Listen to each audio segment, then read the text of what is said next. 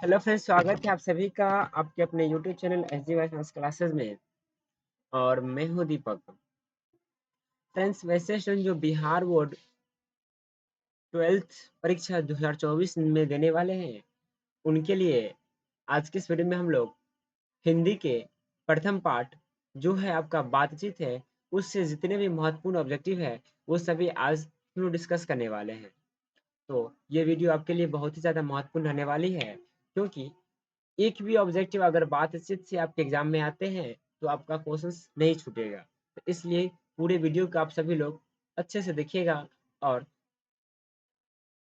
जो क्वेश्चंस आपको यानी कि नहीं आता हो, यानी कि याद नहीं हो, तो उसे आप नोट डाउन करते चलेंगे ताकि आपको रिवाइज करने में कोई भी दिक्कत ना आए। तो चलिए शुरू करते हैं हम लोग आज के इस वीडियो को। तो चलिए चलते हैं हम लोग अपने पहले प्रश्न की ओर। तो प्रश्न देखिएगा पहला क्या है। पहला प्रश्न देखिएगा जी, आपके स्क्रीन पे पहला क्वेश्चन पढ़िएगा और जवाब दीजिएगा। कहता है, बाल कृष्ण भट्ट की रचना बातचीत क्या है? बाल कृष्ण भट्ट की रचना बातचीत क्या है? यानी कि बाल, अगर आपसे ऐसे पूछ सकता है कि बातचीत किनकी रचना है, तो बाल कृष्ण भट्ट की है। और वो बाल कृष्ण भट्ट की है। और अगर आपसे ये पूछ रहा है अभी कि बातचीत है क्या, तो ऑप्शन ए है एकांकी, बी है कहानी, सी है यात्रा संस्मरण, और डी है ललित निबंध। तो बतलाइएगा कि बाल कृष्ण भट्ट की जो रचना है बातचीत, वो है क्या? तो देखिए, इसका सही आंसर हो जाएगा वो है डी हो जाएगा। क्या हो जाएगा इसका सही आंसर? डी हो जाएगा। यानी कि बातचीत जो है आपका ललित निबंध है। क्या है? ललित निबंध है। तो इसलिए इसका सही आंसर क्या हो गया? डी हो गया। क्या हो गया इसका सही आंसर? डी हो गया। चलिए, उम्मीद करते हैं आप सभी लोग को ये प्रश्न क्लियर हुआ होगा। और अगले प्रश्न को चलते हैं। और अगला प्रश्न देखिएगा, दूसरा प्रश्न, और आपके स्क्रीन पे है, पढ़िएगा और जवाब कमेंट बॉक्स में सेंड कीजिएगा। कहता है, बालकृष्ण भट्ट किस युग के निबंधकार थे? बालकृष्ण भट्ट किस युग के निबंधकार थे? ऑप्शन ए है प्रसाद युग, बी है भारतेंदु युग, सी है द्विवेदी युग, और डी है स्वतंत्रोत्तर युग। तो जल्दी से कमेंट कीजिए इसका सही आंसर क्या होगा। पूछ रहा है आपसे कि बालकृष्ण भट्ट किस युग के निबंधकार थे। तो देखिए, बालकृष्ण भट्ट जो निबंधकार थे, आपको बतला दे, भारतेंदु युग के थे। किस युग के थे? भारतेंदु युग के थे। इसलिए इसका आंसर क्या हो गया? बी हो जाएगा, भारतेंदु युग। बालकृष्ण भट्ट भारतेंदु युग के निबंधकार थे। अगला प्रश्न देखिएगा, 2 नंबर प्रश्न। दो तो हो गया, अब आएगा तीसरा प्रश्न। तीसरा प्रश्न आपके स्क्रीन पे है, जल्दी से पढ़िएगा और जवाब दीजिएगा। कहता है, मनुष्य की बातचीत का जन्म, नहीं, कहता है मनुष्य की बातचीत का उत्तम तरीका क्या है? मनुष्य की बातचीत का उत्तम तरीका क्या है? ऑप्शन ए है विद्वतापूर्ण बात करना, बी है तर्कपूर्ण बात करना, सी है भीड़ से बात करना, और डी है अवाक होकर अपने से बातचीत करना। तो जल्दी से बतलाइएगा क्या होगा इसका सही आंसर। तो देखिए, मनुष्य की बातचीत का जो उत्तम तरीका है वो है अवाक होकर अपने से बातचीत करना। यानी कि इसका सही आंसर क्या हो जाएगा? डी हो जाएगा। क्या इसका सही आंसर? डी हो जाएगा, अवाक होकर अपने से बातचीत करना। अगले प्रश्न को चलते हैं, और अगला प्रश्न देखिएगा, 3 हो गया, अब 4। 4 नंबर प्रश्न आपके स्क्रीन पे है। कहता है कि संवाद में सबसे महत्वपूर्ण क्या है? संवाद, संवाद का मतलब होता है आप एक दूसरे से बात जो करते हैं, वो उसमें सबसे महत्वपूर्ण है क्या? संवाद में सबसे महत्वपूर्ण है क्या? ऑप्शन ए है तर्क, बी है जिज्ञासा, सी है आत्मीयता, और डी है प्रवाहपूर्ण भाषा। डी क्या है? प्रवाहपूर्ण भाषा। तो जल्दी से बतलाएगा इसका सही आंसर क्या हो जाएगा 4 नंबर प्रश्न का। तो देखिए, इसका सही आंसर हो जाएगा सी हो जाएगा, आत्मीयता। क्या हो जाएगा? आत्मीयता। यानी कि संवाद में जो सबसे महत्वपूर्ण है वो है आत्मीयता। क्या है? आत्मीयता है। चलिए, अगले प्रश्न को चलते हैं, और ये 4 नंबर प्रश्न था। अब हमारा आएगा 5 नंबर प्रश्न, और आपके स्क्रीन पे, और ये ध्यान दीजिएगा, जन्म वाला क्वेश्चन अक्सर पूछे जाते हैं। कहता है, बालकृष्ण भट्ट का जन्म कब हुआ था? यानी कि बालकृष्ण भट्ट जो थे बातचीत के निबंधकार थे, जो उनका जन्म कब हुआ? ऑप्शन ए है 23 जून 1884 को, बी है 23 जून 1844 को, सी है 20 जुलाई 1902 को, और डी 18 दिसंबर 1834 को। जल्दी से बतलाइएगा इसका आंसर क्या हो जाएगा। तो आपको बतला दें, बालकृष्ण भट्ट का जो जन्म हुआ था 23 जून 1844 को हुआ था। इसलिए इसका आंसर क्या हो जाएगा? बी हो जाएगा, 23 जून 1844 हो जाएगा। क्लियर है? चलिए, आगे बढ़ते हैं और 6 नंबर प्रश्न को चलते हैं। 6 नंबर प्रश्न देखिएगा, कहता है संयोगिता स्वयंवर रचना है। संयोगिता स्वयंवर रचना है। ऑप्शन ए है अलकृष्ण भट्ट की, बी है प्रताप नारायण मिश्र की, सी है श्रीनिवास दास की और डी है मैथिली शरण गुप्त की। जल्दी से बतलाइएगा क्या होगा इसका सही आंसर। पूछ रहा है संयोगिता स्वयंवर रचना है। तो देखिए संयोगिता स्वयंवर जो रचना है श्रीनिवास दास की है। किनकी है? श्रीनिवास दास की। इसलिए इसका सही आंसर क्या हो जाएगा? सी हो जाएगा। This is the right answer. Clear है? चलिए आगे बढ़ते हैं और 7 नंबर प्रश्न को चलते हैं। अगला प्रश्न देखिएगा, कहता है कौन सी रचना बालकृष्ण भट्ट की नहीं है? कौन सी रचना बालकृष्ण भट्ट की नहीं है? आपसे पूछ यानी कि 3 जो है बालकृष्ण भट्ट की रचना है और एक है जो आपका बालकृष्ण भट्ट की रचना नहीं है। तो देखिए पहला है ऑप्शन ए है नूतन ब्रह्मचारी। तो आपको पता है कि नूतन ब्रह्मचारी बालकृष्ण भट्ट की रचना है। और बी है 100 जान 100 जान और डी है सद्भाव का भाव और डी है परीक्षा गुरु। तो देखिए इसका जो सही आंसर हो जाएगा डी हो जाएगा परीक्षा गुरु, यानी कि परीक्षा जो गुरु है ये रचना बालकृष्ण भट्ट की नहीं है। इसलिए इसका सही आंसर क्या हो गया? डी हो गया बालकृष्ण भट्ट। क्या हो गया? डी बालकृष्ण भट्ट। अगला प्रश्न देखिएगा क्या कहता है। साथ था हमारा ये हो गया आपका आपके स्क्रीन पे 8 नंबर प्रश्न। और 8 नंबर प्रश्न को पढ़िएगा और जवाब दीजिएगा। कहता है कौन सी रचना बालकृष्ण भट्ट की है? कौन सी रचना बालकृष्ण भट्ट की है? ऑप्शन है रेल का विकट खेल, बी है कछुआ धर्म, सी है रेणुका और डी है प्राच्य विद्या। तो जल्दी से कमेंट कीजिएगा क्या होगा इसका सही आंसर। तो देखिए बालकृष्ण भट्ट की जो रचना है रेल का विकट खेल है, इसलिए इसका सही आंसर क्या हो जाएगा? ए हो जाएगा रेल का विकट खेल। आगे बढ़ते हैं और 8 नंबर प्रश्न हो गया। 9 नंबर प्रश्न को चलते हैं और 9 नंबर प्रश्न आपके स्क्रीन पे है। जल्दी से जवाब दीजिएगा क्या होगा इसका सही आंसर। 9 नंबर प्रश्न का आंसर बतलाइएगा क्या होगा। कहता है बालकृष्ण भट्ट ने कौन सा मासिक पत्र निकाला था? बालकृष्ण भट्ट ने कौन सा मासिक पत्र निकाला था? ऑप्शन ए है प्रताप, बी है करमवीर, सी है हिंदी प्रदीप और डी है ज्योत्सना। जल्दी से कमेंट कीजिए क्या होगा। तो देखिए बालकृष्ण भट्ट ने हिंदी प्रदीप मासिक पत्र निकाला था, इसलिए इसका सेंसर क्या हो जाएगा? सी हो जाएगा। क्या होगा इसका सेंसर? सी हो जाएगा।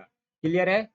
चलिए आगे बढ़ते हैं और अगला प्रश्न देखिए क्या कहता है। अगला प्रश्न 9 हो गया। 10 नंबर प्रश्न कहता है बातचीत किस विद्या की रचना है?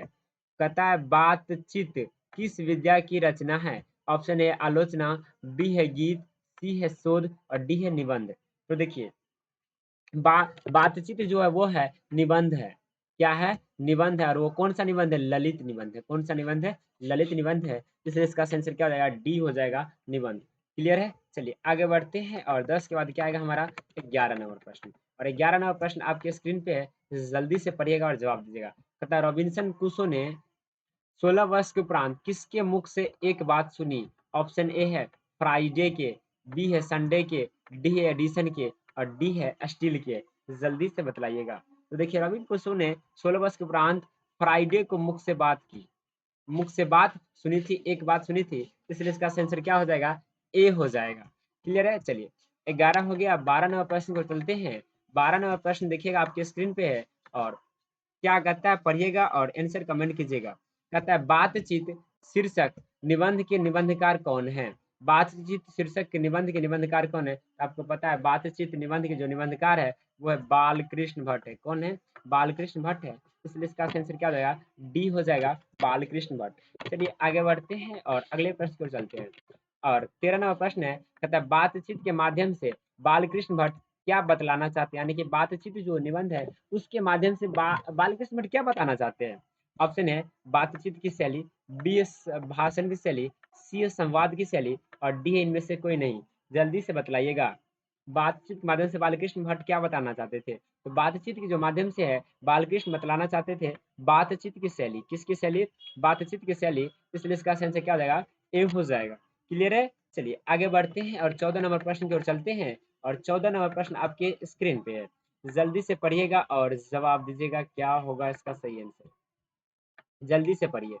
कहता है भट्ट जी को यानी कि बालकृष्ण भट्ट जी को किसने अंग्रेजी साहित्य के एडिशन और स्टील की श्रेणी में रखा है? बालकृष्ण भट्ट जी को किसने अंग्रेजी साहित्य के एडिशन और स्टील की श्रेणी में रखा है? तो जल्दी से option A Hazari Prasad Dwivedi, B है डॉक्टर नागेंद्र, सी है रामचंद्र शुक्ल और डी है रामविलास शर्मा। तो जल्दी से बतलाइएगा क्या होगा इसका सही आंसर। तो देखिए इसका सही आंसर हो जाएगा सी हो जाएगा रामचंद्र शुक्ल ने बालकृष्ण भट्ट जी को अंग्रेजी साहित्य के एडिशन और स्टील की श्रेणी में रखे हैं।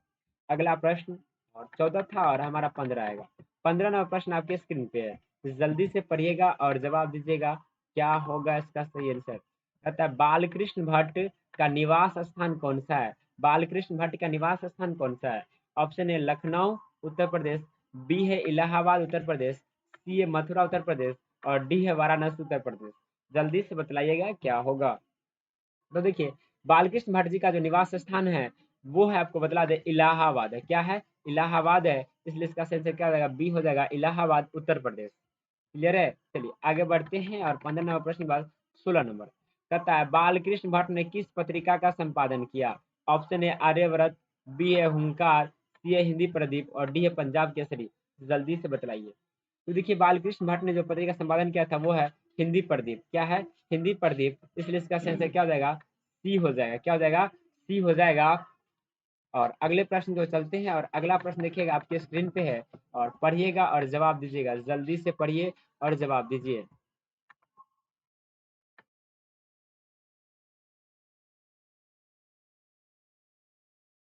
देखिए 17 नंबर प्रश्न कह रहा है कि बालकृष्ण भट्ट ने हिंदी प्रदीप नामक मासिक पत्रिका निकालना कब प्रारंभ किया। ऑप्शन ए है 1877, बी 1888, सी 1890 और डी 1894। तो जल्दी से कमेंट कीजिएगा 17 नंबर प्रश्न का। कहता है बालकृष्ण ने हिंदी प्रदीप नामक मासिक पत्रिका निकालना कब प्रारंभ किया। तो आपको पता है कि वो निकालना प्रारंभ जो किए थे 1877 में किए थे। कब किए थे, 1877 में। इसलिए इसका आंसर क्या हो जाएगा, ए हो जाएगा 1877। क्या हो जाएगा, 1877 हो जाएगा। ठीक है आगे बढ़ते हैं और 17 के बाद आएगा हमारा 18 नंबर प्रश्न। और 18 नंबर प्रश्न देखिएगा आपके स्क्रीन पे है। जल्दी से पढ़िए और कमेंट बॉक्स में इसका आंसर बतलाइए। कहता है कौन सी रचना, ये रचना है, रचना नहीं है, ये रचना है। कहता है कौन सी रचना बालकृष्ण भट्ट द्वारा रचित नहीं है। ऑप्शन है पद्मावती, बी है बेनी संहार, सी है मेघदूतम और डी है मेघनाथ वध। तो देखिए इसका आंसर हो जाएगा, सी हो जाएगा मेघदूतम। क्या हो जाएगा, मेघदूतम जो है बालकृष्ण भट्ट की रचना नहीं है। अगला प्रश्न पर देखिएगा 19 नंबर कहता है कौन सा बालकृष्ण भट्ट द्वारा रचित है।